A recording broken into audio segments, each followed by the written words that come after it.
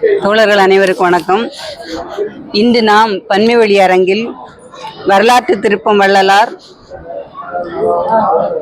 நாடக தந்தை சங்கரதாஸ் சுவாமிகள், தமிழ் தேசியத்தின் வேர்கள் காமுசரி எழுதிய தமிழ் தேசியத்தின் வேர்கள் என்ற 3 புத்தகத்தை அறிமுகம் செய்ய இருக்கின்றோம். முதல் புத்தகமாக வரலாற்று திருப்பம் வள்ளலார். இப்போ இந்த காலகட்டத்தில் வள்ளலாரின் ஆன்மீகம் வேகமாக தமிழ்நாடெங்கும் பரவி கொண்டிருக்கின்றது. அந்த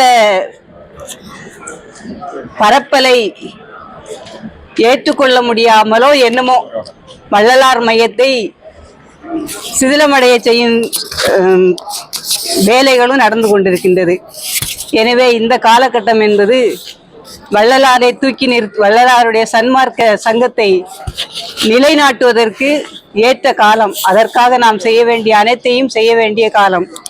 எனவே முதல் புத்தகமாக வரலாற்று திருப்பம் வள்ளலார், அறிவியலாளர், சுத்த சன்மார்க்க, அகப்பொருள் மரபு, கும்மி பாடல்கள், இப்படி பல தலைப்புள்ள கட்டுரைகளை கொண்ட நூலை அறிமுகப்படுத்த 4ஆம் தமிழ்ச்சங்கத்தின் செயலாளர் முனைவர் மாரியப்ப முரளி ஐயா அவர்களை அழைக்கிறேன்.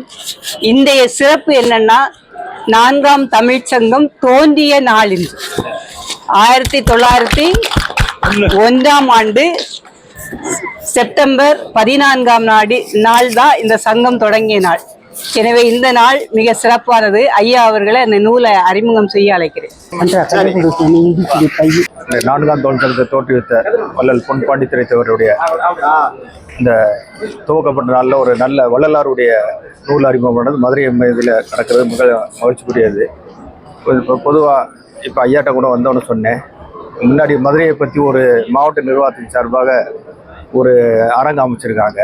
அதில் பாண்டித்துரைத்தவருடைய பேர் இல்லை, 4ஆம் தமிழ்ச்சங்கத்துடைய தோற்றம் இல்லை. ஒரு 10 வருஷத்துக்கு முன்னாடி வந்த உலக தமிழ்ச்சங்கம் இருக்குது, மதுரை கல்லூரி எல்லாம் இருக்குது, செந்தமிழ் கல்லூரி இல்லை. ஒரே தமிழ்நாட்டில் உள்ள ஒரே பெருமையான தமிழ் கல்லூரியான செந்தமிழ் கல்லூரி இல்லை, வரலாறு இல்லை. தமிழ் பிடி ராஜனுடைய படம் வச்சுருக்காங்க. ஆனால் அங்கே பிடி ராஜன் 4ஆம் தமிழ்ச்சனுடைய தலைவராக இருந்ததுனால தான் தமிழ் பட்டமே கிடச்சிது. ஆனால் அதை பற்றி ஒரு குறிப்பு இல்லை. அதனால் தமிழ் தேசியம்ன்ற ஐயாவுடைய கோரிக்கை வலுப்பெறுவதற்கு இதெல்லாம் ஒரு அடிப்படை காரணமாக இருக்குது. அதனால் இந்த நேரத்தில் இந்த நிலையில் இந்த நூலை ஐயாவை சொல்லிடுறதுல மிக மகிழ்ச்சி அடைக்கிறோம். நன்றி. 2வது நூலாக தமிழ் நாடக தந்தை சங்கரதாஸ் சுவாமிகள் என்ற நூலை நாம் இப்போது அறிமுகம் செய்ய இருக்கின்றோம். 1918ஆம் ஆண்டில் நாடக குழு ஒன்றை தொடங்கி சங்கரதாஸ் சுவாமிகள் அதற்கு தலைமையாக இருந்தார். அப்போ இருந்த TK சகோதரர்கள் என்று அழைக்கப்படுகின்ற ஔவை, TK சண்முகம், இவர்கள் சங்கரதாஸ் சுவாமிகள்கிட்ட நாடகம் பயின்ற மாணாக்கர்கள். அந்த சங்கரதாஸ் சுவாமிகளுடைய நாடகம் பயின்ற மாணாக்கர்கள் அவருக்கு ஒரு விழா எடுக்கணும், அவருக்கு ஏதாவது சிறப்பு செய்யணும்னு சொல்லி அவருடைய வரலாற்றை நூலாக உருவாக்கினார்கள். அந்த நூல் தான் இப்போ நம்ம அறிமுகம் செய்ய இருக்கின்றோம். ஐயா சொன்ன மாதிரி நம்ம ஏற்கனவே இங்கே இருந்த இந்த அரங்கம், பழைய அரங்கம் எல்லாருக்கும் நினைவு இருக்கும்னு நினைக்கிறேன். அந்த அரங்கத்தில் சங்கரதாஸ் சுவாமிகள் அரங்கம் என்றே எழுதியிருந்தது. அந்த பேரை இப்போ இல்லை. அதை பற்றி ஐயா அவர்கள் பேசுவார்கள். எனவே இந்த நூலை அறிமுகம் செய்ய கலைமாமணி MSP கலைமணி தமிழ் நாடக நடிகர் சங்கத்தின் தலைவர் அவர்களை அழைக்கிறேன். உங்க அனைவருக்கும் என் பணிவான வணக்கம். இந்திய விழாவில் எனக்கு வாய்ப்பு கொடுத்ததற்கு அந்த சங்கரதாஸ் சாமிக்கு நான் நன்றி சொல்லணும். இனிமையான வாய்ப்பு. சாமியை பற்றி சொல்லணும்னா நிறைய இப்படியே பேசிக்கிட்டே இருக்கலாம். எப்போது வென்றான் பக்கத்தில் காட்டுநாயக்கம்பட்டி, அதுதான் ஒரு ஊர், சாமி ஊர், சங்கரதாஸ் சாமி ஊர். அந்த காட்டுநாயக்கம்பட்டி தான் ஊர். நான் அந்த ஊருக்கே சென்று அவருடைய வீட்டை பார்வையிட்டு அந்த மண்ணை எடுத்து விதி பூசிட்டு வந்தேன். நம்ம தென்னிந்திய நடிகர் சங்கத்தில் அவருக்கு ஒரு மண்டபம், மணிமண்டபம் கட்டணும்னு பேசி முடிச்சிருக்காங்க. அதை செயல்படவில்லை.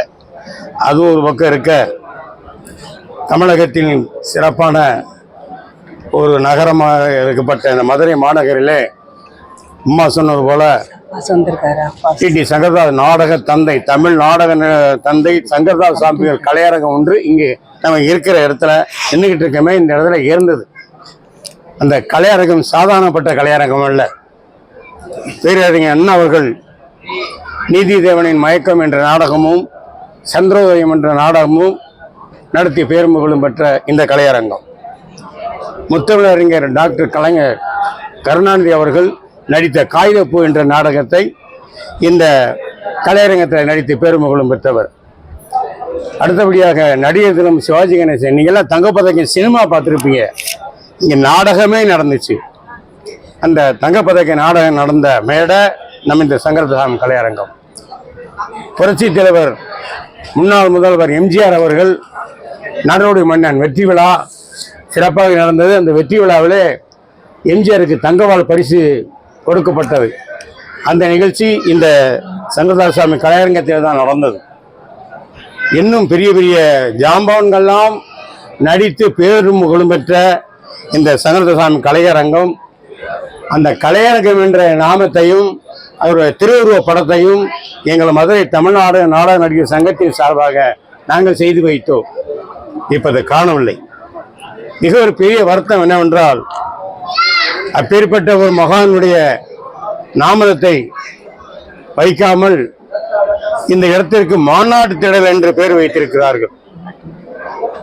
அந்த சங்கரதாசாமி பெயர் தான் வைக்க வேண்டும். அது பல போராட்டங்களை நடத்தியிருக்கிறாங்க. நடிகர் சீமான் அவர்களும் எனக்கு தொலைபேசி மூலம் தொடர்பு கொண்டார். நீங்கள் ஒரு போராட்டம் நடத்துங்கள், நானும் அதில் கலந்து கொள்கிறேன் என்று. அங்கே இருக்கிற சிலையை தூக்க முடியல, எல்லா நேரம் தூக்கி வைப்பாங்க, அதை தூக்க முடியல. அந்த சிலையை தூக்க விட மாட்டார் அவர். சங்கரதாஸ் சாமி வந்து சாதாரணப்பட்டவர் அல்ல. நீங்க எது நினைக்கிறீர்களோ அது நிச்சயமாக நடக்கும். நல்ல ஒரு பக்தி உள்ளவர், அருள்வாக்கு படைத்தவர், பல பல கலைஞர்களை உருவாக்கியவர். அப்பேற்பட்ட மகானுக்கு இந்த விழாவில் அனைவருக்கும் நினைவு சின்னமாக இந்த புத்தகத்தை வழங்கிய இந்த நிர்வாகத்திற்கு எங்களது மதுரை தமிழ்நாடு நாடக நடிகர் சங்கத்தின் சார்பாக நன்றி வணக்கத்தையும் தெரிவித்துக் கொள்கிறோம். அது நாங்கள் மதுரையில் 500 உறுப்பினர் இருக்கிறோம். நாங்கள் அந்த 500 பேரும் நீங்கள் நடக்கிற போராட்டத்தில் நிச்சயம் நாங்கள் கலந்துக்கிடுவோம். அது மட்டுமல்ல, வர 25ஆம் தேதி எங்கள் மதுரை நடிகர் சங்கத்தில் பேரவை. அன்றைய தினத்திலே சாமி திருவுருவ சிலை ஒரு 75,000 ரூபாய்க்கு செய்வதற்கு ஆர்டர் பண்ணியிருக்கிறோம். அந்த சிலை திறப்பு விழா நீங்கள் சிறப்பாக நடைபெறும். நீங்கள் எப்பப்போ கூப்பிடுறீங்களோ அப்பொழுது எங்கள் மதுரை தமிழ்நாடு நாடக நடிகர் சங்கம் உறுதுணையாக இருக்கும் என்று கூறி அந்த ஆண்டவனுடைய பெயர் கண்டிப்பாக நடக்கும். நிச்சயம் வைக்கணும். இந்த மாநாடத்தில் என்ற பெயர் எடுத்துவிட்டு இசை நாடக தந்தை சங்கரதாசாமி கலையரங்கம் என்று இங்கு வைக்கத்தான் வேண்டும். அதற்கு எதுவேனாலும் செய்வோம், போராடுவோம், வெற்றி பெறுவோம். 100 ஆண்டுகளுக்கு முன்னதாக அந்த சங்கரதாசாமி கலையரங்கம் என்று கல்வெட்டில் இருந்தது. அது எனக்கு ஒரு கிடைத்தது. அது ஐயாவிடம் கொடுத்திருக்கிறேன். எல்லோரும் பாருங்கள். அந்த கல்வெட்டை என்னாச்சு, அது ஒரு கிடைக்காத ஒரு பொக்கிஷம். இந்த கல்வெட்டு தான் இந்த சங்கரதாசாமி கலையரங்கத்தில் இருந்த கல்வெட்டு. அதை தூக்கிட்டு போயிட்டாங்க. என்ன பண்ணாங்க, இதே கல்வெட்டு மறுபடியும் நம்ம வச்சு தீர்வோம். கண்டிப்பா நடக்கும். அந்த ஆண்டவன் அந்த சங்கரன் நமக்கு அருள் புரிவார். அடுத்ததாக மானுடம் நூலாசிரியர் திரு காளிங்கன் அவர்கள் சில நிமிடங்கள் இந்த நூலை பற்றி பேசுவார். அனைவருக்கும் வணக்கம். இந்த குறுநூல் தமிழ்நாடக தலைமை ஆசிரியர் திரு சங்கரதாஸ் சுவாமிகள் அவருடைய பேரில் வெளிவந்திருக்கிறது. இந்த சங்கரதாஸ் சுவாமிகளுக்கு ஒரு சிறப்பு செய்வதற்காக அவருடைய மாணவர் அபை சண்முகம் அவர்கள் எழுதிய ஒரு நூல். அவருடைய சிறப்பு செய்வதற்காக, அவரை பற்றியான வரலாற்று நூல்கள் எதுவும் வரலை, அவருடைய சிறப்பு செய்யலை என்பதற்காக தான் எழுதுனதா சொல்றாரு. ஏறக்குறைய அவர் 6 வயசுல தான் அவருடைய சவாலை போய் சேர்றாரு. 18ல் சேர்றாரு. 22வது 22ஆம் இதுல அவர் இறந்துறாரு. 21ல பக்கவாத்துல இருந்து 22ல இறந்துட்டாரு. அப்ப 6ல இருந்து ஒரு 10 வயசு வரைக்கும் தான் அவரோட நாடக இதுல சபாவில் இருந்திருக்கிறாரு அவை சண்முகம். அப்போ சிறு வயது, அதனால இவருக்கு அவருடைய வாழ்க்கை வரலாறு, அவருடைய படைப்புகளை பற்றி சொல்வதற்கு வாய்ப்பு இல்லை. ஆனா அவரை பற்றி வெளியிட யாரும் வராதனால அவரோட சமகாலத்தில் இருக்கக்கூடிய ஆளுமைகளை சந்திச்சு அவருடைய நினைவுகளை எடுத்து ஒரு சிறு நூலா வெளியிட்டிருக்கிறாரு. அதுக்கு பிறகு 67 நூற்றாண்டு விழா கொண்டாடும் போது எல்லார்கிட்டும் போய் அவரை பற்றி சொல்லுங்க அப்படின்னு சொல்ற அடிப்படையில் அண்ணாதுரை, வரதராசனார், பிடி ராஜன், கலைவாணர் இவங்கள்ட்ட எல்லாம் எழுதி ஒரு 2 பகுதியாக வெளிவந்திருக்குது. இதுல முழுக்க அவருடைய வாழ்க்கை, இந்த பிறந்தார் வளர்ந்தார் அதை பற்றியான செய்திகள் இல்லை. அவருடைய படைப்பு, அவர் எப்படி நாடகத்தை நடிப்பாரு, என்னென்ன நாடகங்களை தமிழுக்கு கொண்டு வந்திருக்காரு, அவரு கோல நாடகத்தை கொண்டு போது என்னென்ன பிரச்சனை வந்துச்சு, மணிமேகலை வரும்போது எப்படி அதை ஆதரிச்சாங்க, அந்த செய்திகள். அவர் நாடகம் பார்க்க வரும்போது, அந்த சாவித்திரி நாடகம் பார்க்க வரும்போது யமன் வேஷம் போடும்போது குழந்தையெல்லாம் அலறுவாங்க, பெண்ணுக்கு கற்பம் கலைஞ்சிருக்கு, சில பேருக்கு மாரடைப்பு வந்திருக்கு, அதுக்கப்புறம் இறந்துருக்கிறாங்க, அதனால அந்த வேஷத்தை எல்லாம் விட்டுட்டாரு முழுக்க நாடக ஆசிரியர். அந்த செய்திகளை மட்டும் வெளியிட்டு ஒரு ஆர்வம் ஊட்டக்கூடிய அளவுல அவை சண்முகம் அவர் எழுதி தன்னுடைய ஆசானுக்கு சிறப்பு செய்திருக்காரு. இது அனைவரும் வாங்கி படிக்க வேண்டிய ஒரு நூல். நன்றி. என்னன்னா, சாமி எத்தனை பாடல்கள் இசையமைச்சு எழுதியிருக்காரு. அதைத்தான் இப்போ சினிமாக்காரங்களை வெட்டிக்கிட்டு இருக்கிறாங்க. நீ எல்லாமே பார்த்துருப்பீங்க. சத்யவான் சாவித்திரி நாடகம், அது சாமி எழுதிய பாடல்.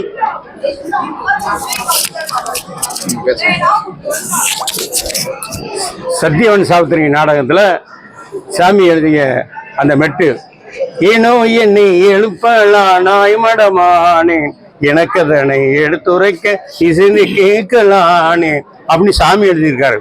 அந்த அழகான அந்த மெட்டத்தையும் களவாண்டு அழகு பிரம்மனிடம் மனு கொடுக்க போகுன்னு இப்படி களவாண்டி போட்டுக்கிட்டு இருக்கிறார். இந்த மாதிரி நிறைய பண்ணியிருக்கிறாங்க.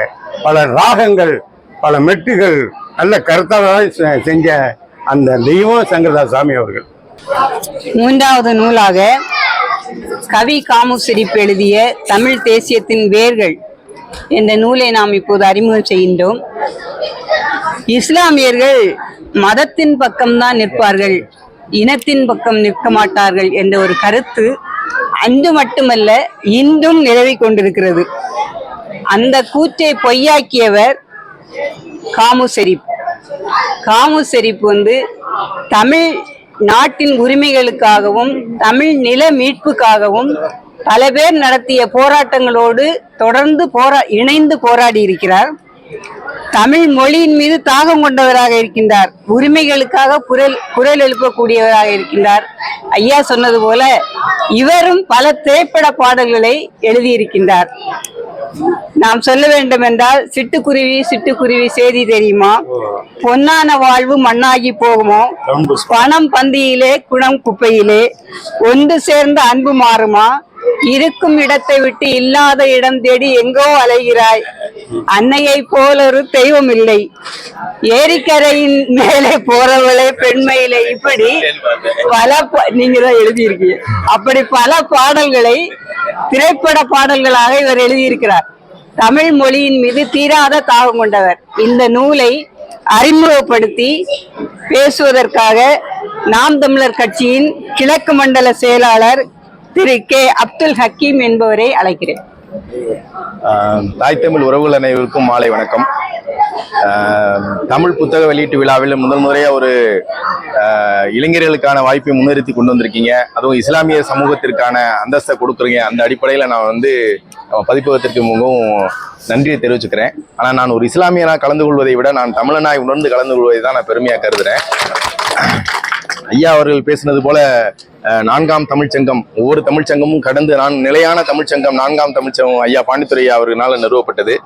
அவருடைய சிலை மதுரையில் இருக்கா அப்படின்னு பார்த்தீங்கன்னா ஒரு கைப்பாச்சி பொம்மை மாதிரி ஒரே ஒரு இடத்துல தான் இருக்கு, வேற எங்கேயுமே இல்லை. அதுக்கான முயற்சிகளையும் தொடர்ந்து நாம் தமிழர் கட்சி முன்னெடுத்து அண்ணன் சீமான் அவர்கள் முன்னெடுத்து கொண்டு போறாங்க.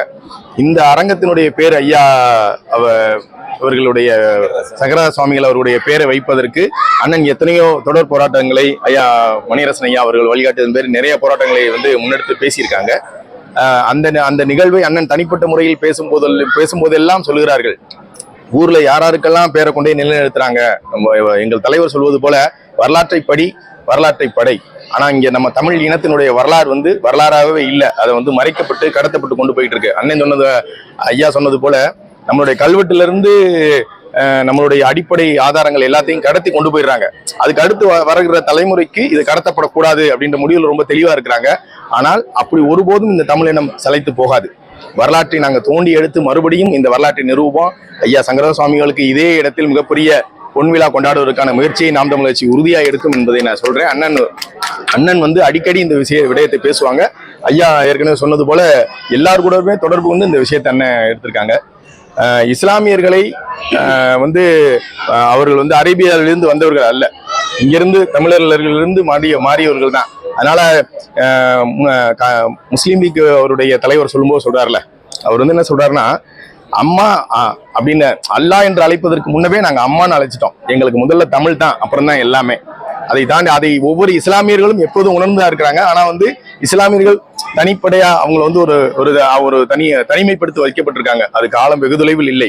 தமிழர்களாக அடையாளப்பட்டு உறுதியாக தமிழ் இனம் அதை தன்னை மீட்டெடுத்துக் கொள்ளும். அந்த அடிப்படையில் ஐயா ஷெரீப் அவர்களுடைய சினிமா பாடக புத்தகங்கள் அதெல்லாம் வந்து நல்ல புகழ் பெற்றிருந்தாலும் ஆனா இன்னைக்கு இருக்கிற தலைமுறைக்கு அது கடத்தப்படவே இல்லை. ஐயா ஷெரீப் யாருன்னே தெரியவே தெரியாது நிறைய பேருக்கு. அதுபோல வரலாற்றை மீட்டெடுக்கின்ற இந்த பணியை செய்கின்ற பன்மைவெளி புத்தக பதிப்பகத்திற்கு என்னுடைய உளமார்ந்த நன்றியாகவும், நாம் தமிழர் கட்சி இந்த வரலாற்றை மீட்டெடுக்கக்கூடிய ஐயா செய்கின்ற பணிகளிலும் சரி, அவர்கள் நாடக செய்கின்ற பணிகளுக்கும் சரி முழுமையாக எப்போதும் உறுதுணையாக இருப்போம் என்பதை தெரிவித்துக் கொள்கிறேன். தமிழ் வாழ்க, தமிழ் அன்னை வாழ்க. இறுதியாக இந்த பன்மைவெளி அரங்கத்திற்கு இன்றைய நாள் சிறப்பான நாள். ஏனென்றால் பன்மைவெளி அரங்கத்தினுடைய பொறுப்பாளர் என்று சொல்லலாம், பொறுப்பாளரும் தமிழ் தேசிய பேரியக்கத்தின் தலைவரும் எங்கள் தலைவருமாகிய ஐயா மணியரசன் அவர்கள் இங்கு வந்திருப்பது இன்றைய நாளுக்கு பெரும் சிறப்பு. எனவே ஐயா அவர்களை பேசுவதற்கு அழைக்கிறேன். அன்பார்ந்த நண்பர்களே, சான்றோர்களே, சகோதரிகளே, தோழர்களே, மதுரை புத்தக திருவிழாவில் நம்முடைய பன்மைவெளி புத்தக கடையையும் போட்டு மக்களிடம் இந்த புத்தகங்களையும் கொண்டு செல்லக்கூடிய பணியில் ஈடுபட்டிருக்கக்கூடிய நம்முடைய தமிழ் தேசிய பேரியக்க மதுரை தோழர்கள் அனைவருக்கும், அவருக்கு உறுதுணையாக இருக்கின்ற மதுரை தமிழ் இன மொழி உணர்வாளர்களுக்கும் தமிழ் தேசிய பேரியக்கத்தின் சார்பில் பாராட்டுக்களையும் வாழ்த்துக்களையும் தெரிவித்துக் கொள்கிறேன். இன்றைக்கு வெளியிட்டிருக்கின்ற இந்த நூல்கள் ஒரு துயரத்தை தான் மேலும் மேலும் ஏற்படுத்துகிறது.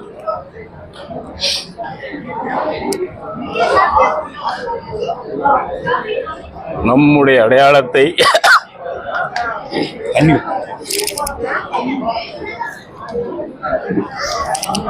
நம்முடைய மண்ணில் நாம் சொல்வதற்கு வாய்ப்பில்லை. இந்த புத்தகம் 2 புத்தகம் பாருங்க. பாண்டித்துரை தேவர் சாதாரணம் இல்லைங்க. நான் சொல்றது, பாண்டி நாடு இங்க இருக்கு, பாண்டிய அரசன் இருக்கான், அங்க தஞ்சாவூர்லாம் சோழன், இந்த பக்கம் சேரன் இருந்தான். எங்க ஊர்லயும் பாண்டியன் வைப்பாங்க, சென்னையிலயும் பாண்டியன் பேர் வைப்பான். ஏன் வைக்கிறான்? தமிழ் சங்கம், 3வது சங்கம்னு ஏன் சொல்றாங்க? முதல் சங்கம், இடைச்சங்கம், கடைச்சங்கம் இருந்து அழிஞ்சு போயிடுச்சு. 4வது சங்கமாக பாண்டித்துரை தேவர் 1901ஆம் ஆண்டு தொடங்கினார். 4வது சங்கம், அது புலவர் கல்லூரியாகவும் இருக்கும் அந்த காலத்துல. அதாவது என்னுடைய தாத்தா, அம்மாவுடைய அப்பா வந்து அந்த முதல் ஒரு தொடர் காலத்தில் ஏதோ என்ன வகுப்பு, அது புலவருடைய முதல் படிப்பு, அதுக்கு முன்னாடி உள்ளது. பண்டிதருக்கு முன்னாடி ஒரு படிப்பு, அது ஒரு வருஷமா ஏதோ இருக்கு. அது கொஞ்சம் இந்த பால இது மாதிரி சொல்லுவா இருப்பாங்க. அந்த மாதிரி எங்க ஊர்லேருந்து 2 பேர் படிச்சிருக்காங்க. அதுல ஒருத்தர்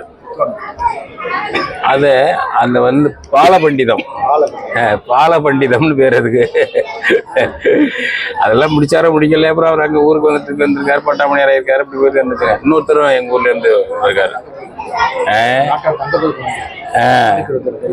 நாட்டார், நடுக்காவேரி நாட்டார், வெங்கடசாமி நாட்டார். அந்த மாதிரி 3வது சங்கத்துக்கு பிறகு 4வது சங்கம் இருக்கணும்னு ஒரு சிந்திச்சு இந்த மண்ணில் உருவாக்குனார். இன்னைக்கு வரலாம் அது இருக்கு. ஐயா அங்கிருந்து தானே வந்திருக்காங்க, அங்கிருந்து வந்திருக்காங்க. இதே போல 5வது சங்கத்தை கரந்தையில் உருவாக்குனார் உமாமேஸ்வரம் பிள்ளை. இன்னும் அது இருக்கு, தொடர் கல்வியாகவும் இருக்கு, பொதுக்கல்வியாகவும் போய் இருந்துகிட்டு இருக்கு. இந்த முயற்சியெல்லாம் சாதாரண ஏதோ ஒரு மன்றம் தொடங்குறது இல்லை. இதெல்லாம் ஒரு தெருவில் மன்றம் தொடங்குறோம்ல, இலக்கிய மன்றம், அப்படி அல்ல அது. அந்த பாண்டித்துரை தேவரை பற்றியும் அந்த 4வது சங்கத்தை பற்றியும் இந்த மதுரை வரலாற்றில் இல்லைன்னா என்னங்க அர்த்தம்? அது என்ன அர்த்தம்னா யாரையோ குற்றம் சொல்ல, நம்ம விழிப்புணர்ச்சி இல்லை, நம்ம கையாளாகத்தனம், தமிழச்சியுடைய கையாளாகத்தனம். ஞாபகம் வச்சுக்கோங்க, நம்ம சரியா கேட்கல, நம்ம ஏமாந்துக்கிட்டு இருக்கோம். இந்த பிரச்சனையை கொண்டு போகிற மக்கள்கிட்ட இவங்கெல்லாம் தமிழ் விரோதிகளாக இருக்காங்கடா, தமிழ் மறைக்கிறாங்கன்னு கொண்டு போய் பேசுறதுக்கு ஆள் இல்லை, அல்லது நம்ம ரொம்ப சிறுபான்மையாக இருக்கிறோம். அந்த ஆணவம் தானேங்கிறேன். தமிழுக்கே ஏகபோக புத்தகம் நீங்கள் தானே பேசிக்கிட்டு இருக்கீங்க. தமிழ்னாலே நீங்கள் வந்து அங்கே தெரிஞ்சு எங்களுக்கெல்லாம் இல்லைன்னா தெரியாது. இதெல்லாம் இருக்கு. இந்த அறச்சீற்றத்தை, இந்த நெருப்பை நெஞ்சில் ஏந்துங்க. மற்றவங்கள்ட்ட இந்த நெருப்பை ஏந்த வைங்க. யாரையும் அழிக்கிறதுக்கு இல்லை, நம்ம சுடரை ஏற்றுறதுக்கு, தமிழ் சுடரை ஏற்றுவதற்கு. அதுபோல் இந்த ஊரில் நம்ம ஐயா நாடகத்தந்தை, தமிழருடைய நாடகத்தந்தை சங்கரதாஸ் சுவாமிகள். அது என்ன மாநாட்டு மையம்னா என்ன மாநாட்டு மையம்? அது தீட்டா சங்கரதாஸ் சுவாமிகள்னு வச்சா தீட்டு போட்டு போயிருமா? நீங்கள் ஒரு வகையான தீட்டை கடைப்பிடிக்கிறீங்களாங்க? எங்களுக்கு ஏற்கனவே வடக்கேந்து வந்தவங்க ஒரு வகையான தீட்டை எங்களுக்கு எதிராக கடைப்பிடிச்சாங்க. நீங்கள் தெற்கே இருந்துக்கிட்டே ஒரு தீட்டு எங்களுக்கு. சங்கரதாஸ் சுவாமிகளுடைய மன்றம்னாலோ அது சங்கம்னாலோ இதில் என்னங்க அழிஞ்சிடும்?